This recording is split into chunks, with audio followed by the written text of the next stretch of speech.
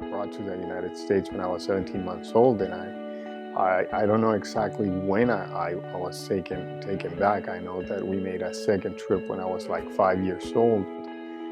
So I spent some years here. Then we went kind of back and forth, ultimately returning to stay in Mexico when I was 9 years old. Yeah, I was very aware that we were poor, and I was going to school, and I was going to school with torn shoes. I was going to school with an empty stomach, and just hoping that my little friends would bring some money and be able to buy a torta or something so they could share it with me. So I knew that we were poor. I knew that we didn't have a whole lot. We were so happy every Sunday that my dad was in the United States, and he would send us those letters with the red, white, and blue all around. And we always hoped that they had a little bit of money in there, you know. We loved hearing from my father, but we also needed money. And we knew that if there was a little check in there, that my mom would go to El Mercadito and buy us some milk and buy us maybe some cookies or some bananas. Or we were really lucky, we get a gansito, which is like a little treat. And probably would have been around 10 when my older brother took off to the United States with my father, making me the man of the house. I would have been probably 10 years old. So, I didn't really get to have the normal childhood that most kids get to have. I spent 8 years there, and I was thinking it was going to be permanent, but at age 17, after I graduated from secundaria, which is like the first 2 years of high school, I had my father, who was up here in the States, fly down to Mexico, which was normal. He would always come down every time I would graduate. So that was nice. It was kind of a treat, a reward for me to get to see my father. And so I didn't think anything of it until after the celebration. Immediately after that, he told me, well, we're going back up north. We're going to the United States again. And that kind of broke my heart, because I had my heart set on continuing my education in Mexico. I always kid around and say that I had managed to do something very few students do, which is take money from the Mexican government by getting a scholarship from the government over there. And my father, in his greater wisdom, he knew that ultimately the United States in the long run would hold a better future for me.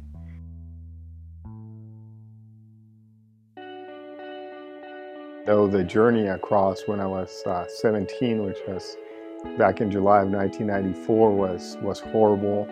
I had to endure being pretty much held hostage by the human smugglers, los coyotes as they call them. They gave me this green card from somebody else. They're like, oh, you're just gonna use this and just use it to get across. And I said, well, this person doesn't look anything like me. Like, oh yeah, it does. You just don't worry about it. You just give it to the person there and you'll be fine. And I said, no, I'm not leaving my mother behind. And that's when they pull out a gun and they said, well, we're not asking you.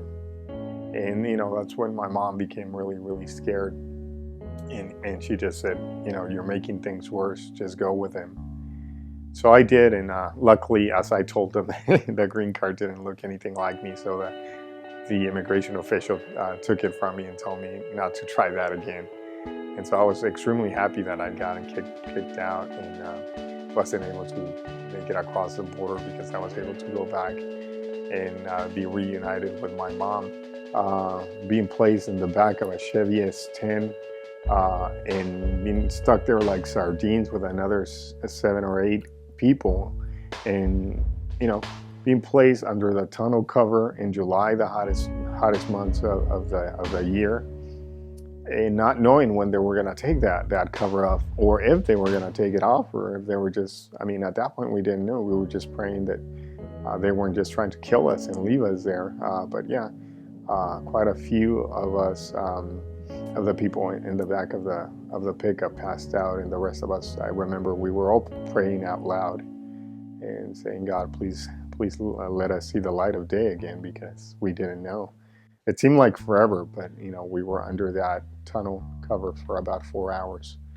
To get out of there and be in a place so beautiful like Santa Monica, so breezy, so cool. It was great, but at the same time, I was so upset with my father that I remember as soon as I came out of that truck, he was there, and and he tried to help me out of the truck, and I pushed him away.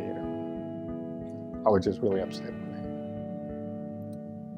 After that, a couple of days later, we went all the way up north to a tiny town called Nelson, California. I was thought, what are we doing here? This place, it's just like, it's a wooden shack. We don't have a mansion in Mexico, but our place was nicer than this. And what are we doing over here? And like I said, I kind of second guessed my father, but he knew better. And ultimately, I went to the local high school, Durham High School, graduated in 1996 with a 3.9 GPA, was invited to go to schools like Stanford, Berkeley, UC Davis, Chico State with full scholarships. Unfortunately, because I was undocumented, because I didn't have a piece of paper, they all turned me down. They all rejected me and said, well, you can come to our school if you want, but you have to pay us thousands and thousands of dollars, which, there was no way I could come up with that money, because at that point I was dumpster diving literally to get cans, aluminum cans out of there, picking up cans on the side of the road. It was embarrassing, but didn't have a whole lot of choices back then. Did the best I could with what I had.